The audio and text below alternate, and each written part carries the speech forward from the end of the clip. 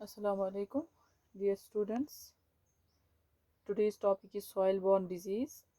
Already we have discussed about the airborne disease and the waterborne disease. कल हमने tetanus disease लिया था, तो उसके साथ हमने वाटरबॉर्न डिजीज़ ख़त्म किया था. हमने उसमें टाइफाइड, कॉलरा और टेटनस लिया था. तो आज हम लेंगे soil-borne disease. So these soil-borne disease, these are transmitted from soil. These diseases, जो soil borne disease है, these are transmitted from soil to humans.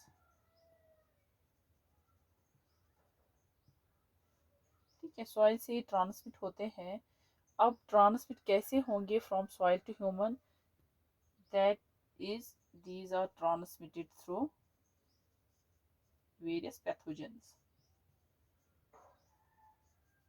अब कौन से पैथोजेंस है जिनकी वजह से ये सॉइल से ट्रांसमिट होंगे ह्यूमंस में? फॉर एग्जांपल हम लेंगे bacteria, virus, फंजे, protozoa and different worms. So these microorganisms जो है, ये वेरियस पैथोजेंस है. इनकी वजह से ये जो सॉइल बॉर्न डिजीज है ये स्प्रेड होती है ह्यूमंस में. ठीक है, तो सॉइल से सॉइल ये ट्रांसमिट होती है ये पैथोजेंस ह्यूमंस में, तो इनकी वजह से ये सॉइल बॉर्न डिजीज होती है, स्प्रेड होती है ह्यूमंस में. ठीक है, दिस सॉइल जहाँ पर ये पैथोजन, जहाँ पर ये माइक्रो ऑर्गेनिजम्स प्रेजेंट होते हैं, ये सॉइल जो है it acts as an ecosystem for such organisms. ठीक है, ये जो माइक्रो ऑर्गेनिजम्स है इनके लिए ये सॉइल जो है एक इकोसिस्टम बन जाता है. ठीक है, इनका इकोसिस्टम है सॉइल. तो ये जो जैसे दूसरे जो माइक्रोब्स है उन सब का ये इकोसिस्टम बनता है सॉइल. तो कुछ इनमें माइक्रो ऑर्गेनिजम्स ऐसे हैं जो यूजफुल है हमारे लिए. ठीक है, some micro organisms are useful.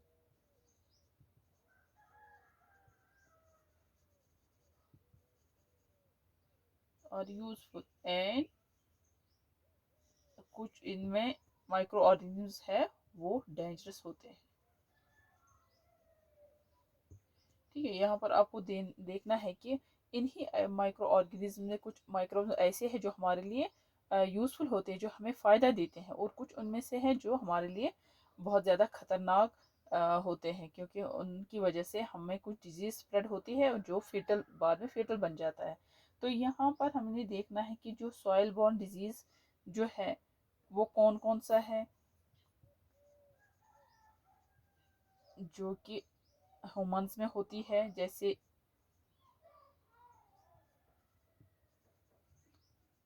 में हमें देखना है, एक है टेटनस. ठीक है, और second it is botulism. So according to your syllabus हमने देखना है सॉइल बॉर्न डिजीज जो है, हमें टेटनस पढ़ना है, टेटनस जो सॉइल बॉर्न डिजीज है, और बॉटलिज्म इसके बारे में पढ़ना है. तो firstly we will take the tetanus. Tetanus के बारे में हम पढ़ेंगे कि ये स्प्रेड कैसे होता है और इसके लिए कौन सा जो बैक्टीरिया होता है वो रिस्पॉन्सिबल है, वो देखेंगे हमें, वो देखेंगे हम कौन कौन सा है. So regarding first that is tetanus. ठीक है, अब टेटनस जो है as it is one of the soil borne disease है ना, ये कि सॉइल बॉर्न डिजीज है. तो this tetanus, it is a serious infectious disease. This tetanus is a serious infectious disease. This tetanus is also called the lockjaw disease. Lockjaw disease. कभी हम देखेंगे कि कहीं पर लिखा होगा लॉकजा डिजीज, तो आपको ये समझ जाना चाहिए कि लॉकजा डिजीज को हम टेटनस भी बोलते हैं. तो क्यों इसको नाम पड़ा है लॉकजा डिजीज वो हम आगे देखेंगे.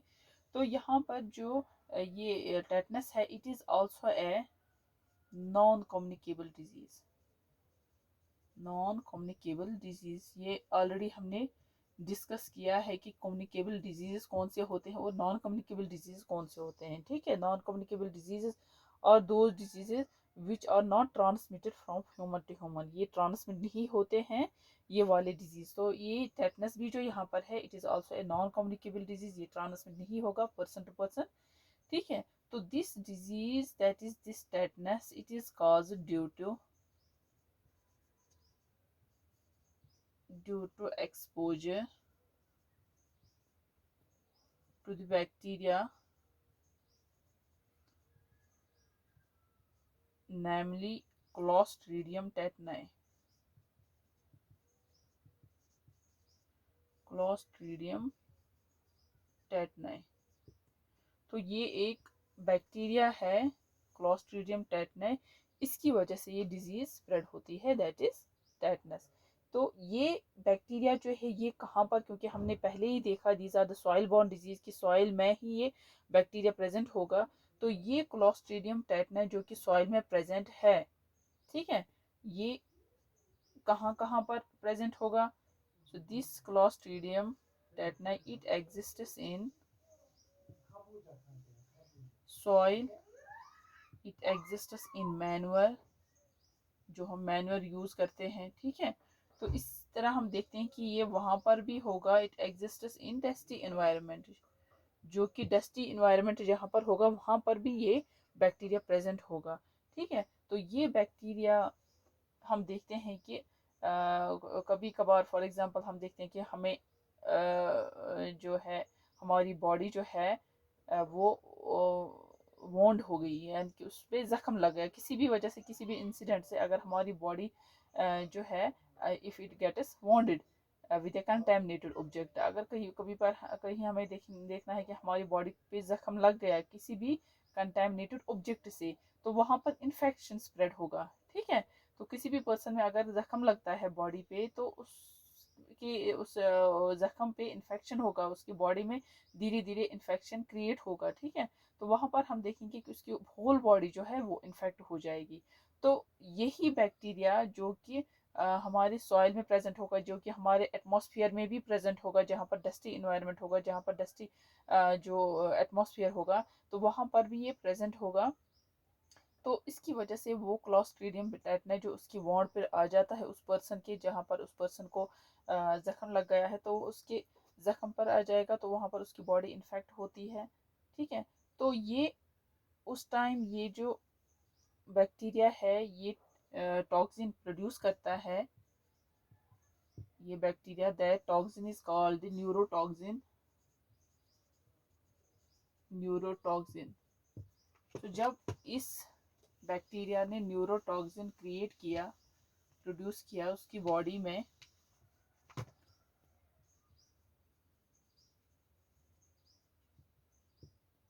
ठीक है, उस न्यूरोटॉक्सिन को हम बोलते हैं टेटनो, जो इसने ये टॉक्सिन क्रिएट किया है न्यूरोटॉक्सिन, उसको हम दूसरा नाम भी बोलते हैं, दैट इज टेटनोस्पेस्मिन। ये टॉक्सिन प्रोड्यूस करता है, दैट इज कॉल्ड टेटनोस्पेस्मिन। सो ये टेटनोस्पेस्मिन क्या करता है, ये हमारे ब्रेन को इफेक्ट करता है, इसी तरह हमारा जो नर्वस सिस्टम है उसको इफेक्ट करता है। एंड इसकी वजह से जब इसने हमारे ब्रेन को इफेक्ट किया, हमारे नर्वस सिस्टम को इफेक्ट किया, इसकी वजह से जो हमारा जो मसल्स, हमारी जो मसल्स है उनमें स्टिफनेस आ जाती है। क्योंकि इसने जब ब्रेन और नर्वस सिस्टम पे अफेक्ट किया तो इसकी वजह से स्टिफनेस आ जाएगी हमारे मसल्स में, स्टिफनेस ऑफ मसल्स। ठीक है, तो जब हमारे हमारे जो मसल्स में स्टिफनेस आ जाएगी तो उसकी वजह से हम मूवमेंट नहीं कर पाएंगे। ठीक है, तो सडन कंट्रैक्शन होगी, अचानक से हमारी जो मसल्स है वो कंट्रैक्ट हो जाएंगे, पूरी बॉडी वहाँ पर हमारी कंट्रैक्ट हो जाएगी। तो यहाँ हम देखेंगे कि जो ये टेटनोस्पेस्मिन जो है ये सिग्नल प्रोड्यूस करता है, इसकी वजह से कैसे स्टिफनेस आ जाएगी हमारे मसल्स में, क्योंकि ये सिग्नल प्रोड्यूस करेगा कहाँ से, ब्रेन से, जैसे ब्रेन से नर्वस सिस्टम तक, फिर इसी तरह स्पाइनल कॉर्ड जो है वहाँ पर वहाँ तक ये सिग्नल प्रोड्यूस करता है, तो उसकी वजह से हमारे जो मसल्स हैं वो कंट्रैक्ट पड़ जाते हैं। ठीक है, तो हम देखते हैं कि जो इन्फेक्शन हमारी बॉडी में होता है, उसकी वजह से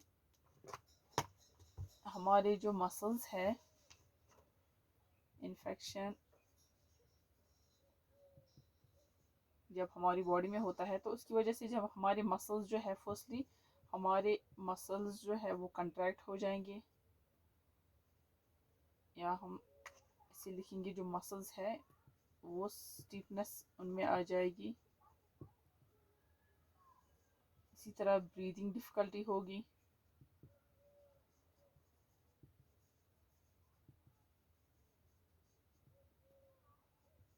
या लास्टली हम देखेंगे इस इन्फेक्शन की वजह से ये डिजीज़ एट दैट टाइम ये फेटल होगी। ठीक है, वह डेथ भी हो सकती है। सो अर्ली सिम्टम्स जो हम देखेंगे इस डिजीज़ के है, दैट इज़ अर्ली सिम्टम्स। पहले हम देखेंगे कि जब डिजीज़ हमारी बॉडी में स्प्रेड होगी तो हमारे जो सिम्टम्स जो होंगे वो हेडेक होगा। इसी तरह हम देखेंगे फीवर होगा,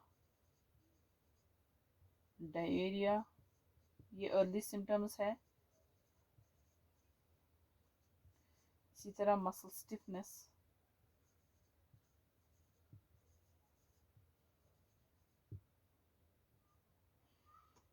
ठीक है, अब ये हमारी बॉडी जब इन्फेक्ट होगी तो ये सिम्टम्स दी सिम्टम्स ये में इमर्ज फ्रॉम 7 to 10 डेज, 7 से 10 डेज तक ये सिम्टम्स हमें मतलब हम इमर्ज हो जाएंगे, हमें हेडेक होने लगेगा 7 to 10 डेज में।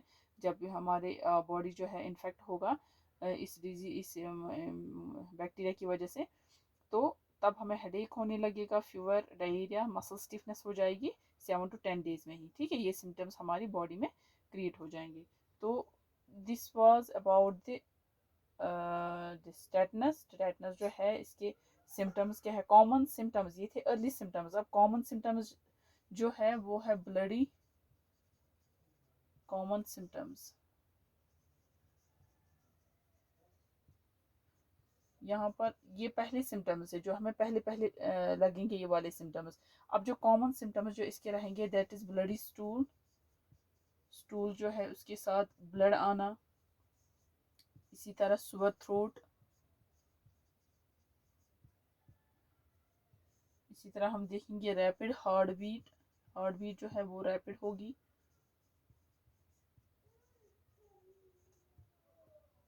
इसी तरह स्वेटिंग,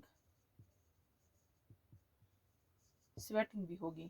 ठीक है, तो ये स्टिफनेस जो आती है, जैसे हमारे मसल्स जो स्टिफ पड़ जाते हैं पहले अर्ली सिम्टम्स में, जब हमारे मसल्स स्टिफ पड़ जाते हैं तो इस स्टिफनेस की वजह से जो हमारे चिविंग मसल्स है, क्योंकि हमने पहले देखा कि जो न्यूरोटॉक्सिन जो है, या जिसको हम टेक्नोस्पेसिमिन बोलते हैं, ये जब सिग्नल प्रोड्यूस करता है हमारे स्पाइनल कॉर्ड तक, लास्टली ब्रेन और हमारे नर्व्स सिस्टम को अफेक्ट करता है, तो उसके बाद जब ये सिग्नल जो प्रोड्यूस करता है उससे हमारा जो मसल्स है वो स्टिफ हो जाते हैं। और पहले कौन से मसल स्टिफ हो जाते हैं, हमारे चिविंग मसल्स। जो हमारे चिविंग मसल्स हैं वो स्टिफ पड़ जाते हैं। तो that is why this disease is also called the lock जा, क्योंकि लॉक जा, लॉक का मतलब है लॉक होना। कौन सा लॉक होना, किसका लॉक होना, जा का लॉक होना। जा आपको पता ही है किसको, जबड़े को हम बोलते हैं। तो हमारा जबड़ा जब लॉक हो जाता है, लॉक मीन्स कि उसके मसल्स जो है वो मूव नहीं कर पाते हैं, वो स्टिफ हो गए हैं। ठीक है, कंट्रैक्शन आ गई है उनमें, तो इस वजह से हमारा जा जो है वो लॉक पड़ जाता है। That is why this tetanus it is also called the lock जा, क्योंकि पहले जो मसल्स कंट्रैक्ट होते हैं वो हमारी जा के मसल्स कंट्रैक्ट होते हैं। तो उसके बाद हमारे जो नेक मसल्स हैं या थ्रोट मसल्स वगैरह है वो स्टिफ पड़ जाते हैं, और धीरे धीरे हमारी होल बॉडी फिर स्टिफ पड़ जाते हैं। लेकिन पहले अटैक जब हमारे मसल्स होते हैं, हमारे कंट्रैक्ट जो पहले मसल्स होते हैं वो जा के मसल्स होते हैं, वही लॉक पड़ जाते हैं। तो इसीलिए इसका दूसरा नाम भी लॉक जा डिजीज पड़ा है। ठीक है, तो इसका अब ट्रीटमेंट हम देखेंगे।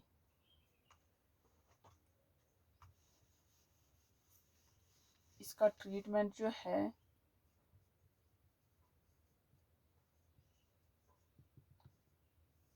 इसके लिए ट्रीटमेंट है दैट इज वैक्सीन,